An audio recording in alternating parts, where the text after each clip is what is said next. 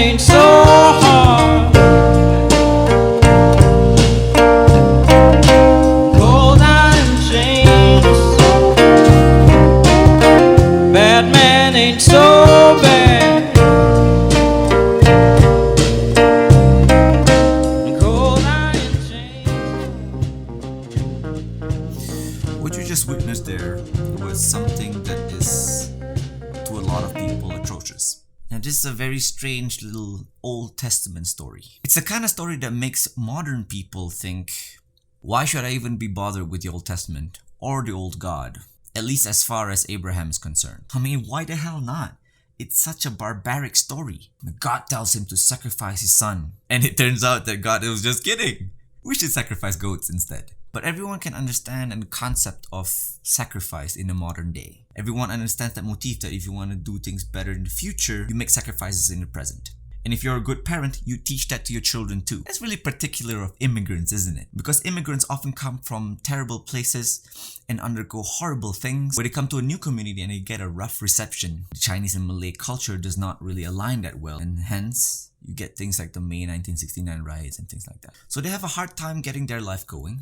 And a big part of that reason is they want to make their lives of their children better. And all things considered, their lives are better. Now the Chinese people have managed to run the country, in spite of the cut controversy. Funny that they're afraid of Islamization in Malaysia when they themselves understand Islam way better than Malay Muslims, at least in terms of sacrifice. Wait, what do I mean by that? But before we go ahead with that, let me remind you that the reason why I'm doing this is to shed some light onto the Malays culture, a characteristic which almost everyone detests. Look at the Chinese people.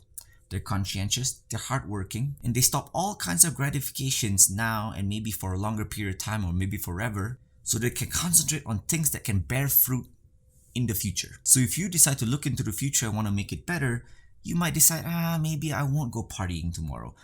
Maybe I won't go drinking tomorrow. Maybe a little bit less impulsive pleasures and more sacrifices to make tomorrow a little bit more secure and a little bit more productive. Now you can see this in marshmallow tests. So children are being asked to trade actual tangible marshmallows for two hypothetical future marshmallows. It's not really easy to grasp a hypothetical future reality that has the same bearings as tangible significance that's right in front of you. So it's amazing that people can do that. So the experimenter leaves and you see that the child is battling the hypothalamic system, which controls your hunger systems. And that's such a primordial motivational system that even adults struggle to see something sweet and fat right there on the table and not want to eat and stuff it down your throat immediately. In order for us to understand more of Islam, it's also crucial that we understand a little bit of where Islam came from as well. We'll also look at Jesus Christ as one of the prophets, and the thing that Christians believe most is the supreme sacrifice. Consider for a moment Adam and Eve, the first human beings on the planet.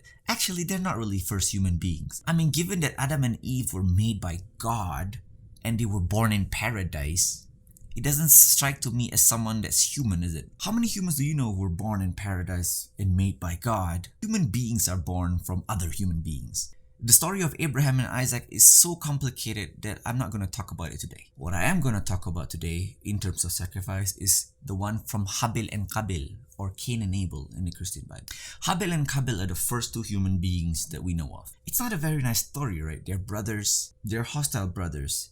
They have their hands on each other's throats, or at least one of them on the other, and they end up with this brotherly struggle in their family unit to a point where one of them, the best one of them, dies in the end. That's the first ever story of human beings being told in history. If that doesn't give you nightmares, then maybe you don't understand what the story is about in the first place.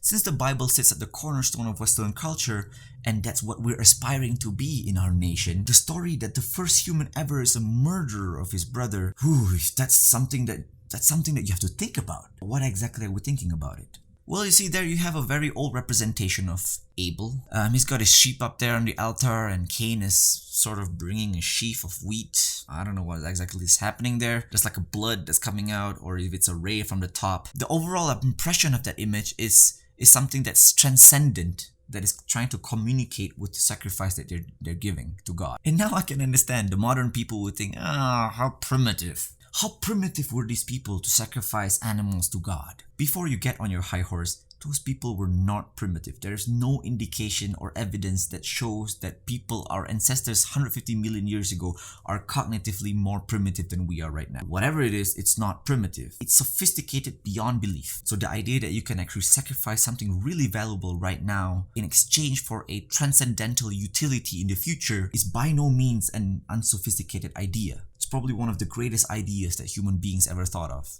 It's an answer to a problem that's given by Adam and Eve. So this is the story of Adam and Eve really shortly. We became self-conscious, we discovered the future, and we knew we were going to die and that we are very vulnerable. And we became ashamed and we developed the knowledge of good and evil. And then we got thrown out of paradise, and that's a big problem. Like, what the hell are you going to do with that, right? So the hypothesis is to sacrifice. And that's bloody well a hypothesis, man. That's what we're doing day to day. You are also sacrificing your time listening to me talk over the internet. A lot of people have sacrificed their time laying out cables across the oceans just so that you have internet and connection to me. So a lot of people have made sacrifices to get to the modern utilities and conveniences that you have today. Abel was a shepherd and Cain was basically the tiller of the ground.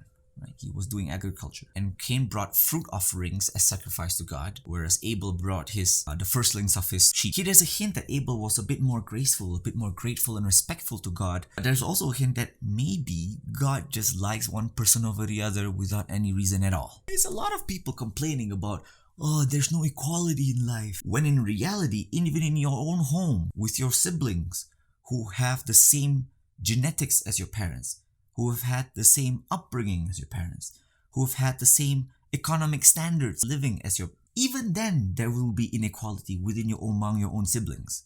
So this whole fight for absolute equality is complete hogwash. So God has respect for Abel, but not really for Cain. And Cain was very wroth. It's really hard to translate that word wrath properly. But for sure he was depressed, and for sure he was angry, and for sure he was bitter, and he was resentful. Now Cain is not happy at all, right? Because his work is rejected by God. And that's worth thinking about, really.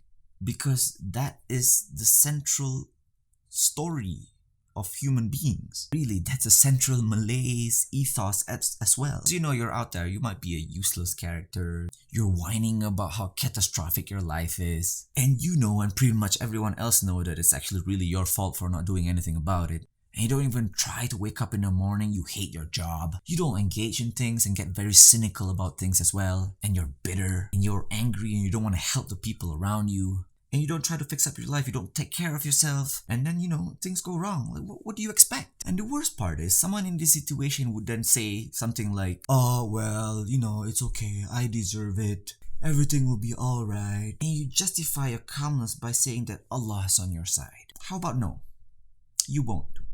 You will absolutely get bitter and angry about it. Not to say that there are people who struggle every day forthrightly, and even then they still have one catastrophe over the other. And there's no easy answer to this. And sometimes your sacrifice to God just falls flat, and you don't know why. And I guess that's why we believe in Qada and Qadar. So who knows what God is up to? But distributing fate equally is not one of them.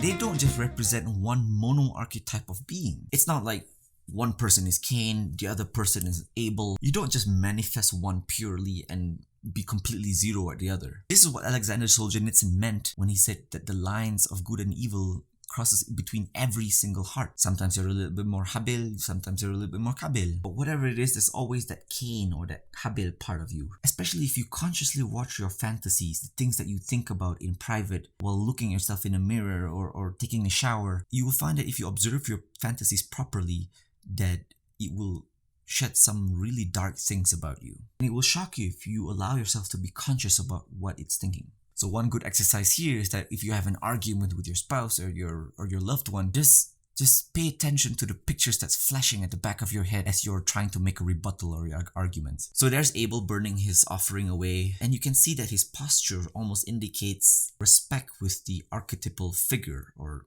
culture or the archetypal father. It's something that he respects. You can see that by the posture. And there's Cain in the background. You see his face in the shadow.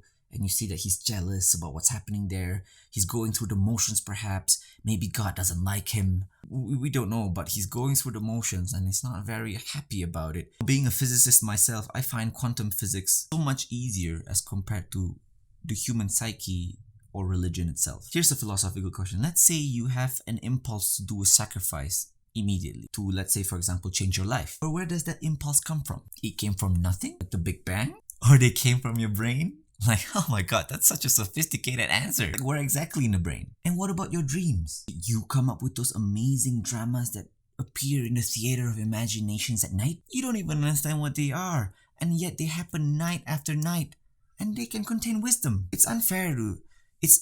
It's completely unfair for these new atheists and rationalists to say that science is the answer to all your problems. Science is exactly the thing that made the hydrogen bomb, and yet nowhere in the science manual did it tell you how to not bomb another country. So your thoughts and ideas, where do they come from? Well, Carl Jung basically calls it the self, a totality of your own being across space and time. He's Rafiki, right? In Lion King, he's the voice of conscience. He will guide you when you have difficult decisions to make. What do I need to sacrifice? How should I discipline myself now? What should I let go? How do I save my relationship? So no matter how many times the Malays actually complain about the Jews have one thing right. I mean, they're proud people and they boast about how wonderful they are, but they also make moral errors, and because of that, God just basically cuts them down, limb to limb, generation over generation. But then they wobble back up on their feet with this very same attitude. We did something wrong. What can we do to make ourselves better? We did something wrong. What can we do to make ourselves better? That axiom has somehow poisoned the majority of the Muslims around the world to have this bitter, resentful, envious, jealous, this rotten feeling against the Jews, instead of trying to become better and outcompete them. So you see Cain again, right? He has that posture that's ungrateful and not really inquiring. He just wants to take credit for the sacrifice that he did. And you can see this in parallel to the Malays as well. The moment you see someone excelling or someone becoming better, then you have this feeling like, they become rottenly jealous of them. Especially the ones who are successful who are also Malays. So as you can see, Abel is this tralala guy, right? He's that top A student. He's good at drama. He's talented in music. He's athletic. And on top of all that goodness that allows you to come into Harvard universities and things like that, he's also a likable guy and friendly and funny. And we all know these kinds of people. Like, come on, man, give me a reason to hate you, but I can't. Yeah, so it's basically your ideal. An ideal is someone that you want to be with. You want to be that person.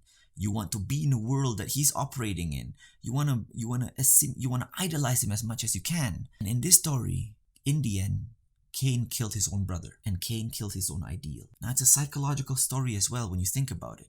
And you can see the cynicisms that people have about other people who are successful, always looking for some reason. They must be crooked. They must be corrupt. There must be something that he did which has given him the upper hand. They must be conniving. They must be arrogant. So in the end, not only did he kill his brother, he also killed his ideal. So what are you going to aspire to after that? If you kill your own idol, how would you live then? Well, bitter, miserable, and resentful. That's how you're going to live. Now, who's to say that's not how Malays think about the Chinese people in Malaysia? The Chinese people are conscientious, they're hardworking, they are successful people. Not all of them. But it doesn't really matter who's counting when you're thinking about emotional bias in the first place. It's a kind of bias that sort of blinds them to see the Chinese people have made a lot of sacrifice for them to get to that stage where they are right now. And we're all just bitter and angry about it. If that's the case, doesn't that show that the Chinese people actually understand Islam, at least in the context of sacrifice, a lot better than the Malay Muslims who just blindly follow their faith? Seeing that the first story that's being told about human beings encapsulate these archetypal features, do you think that these religious fictional stories are still so very primitive? If you have any tips for any kinds of people to become less resentful and bitter and envious of other people, leave some comments down in the section below. As usual, smash subscribe and hit the notification bell. And salam Aidiladha, people. Peace. I'll be your man. Be my woman, girl.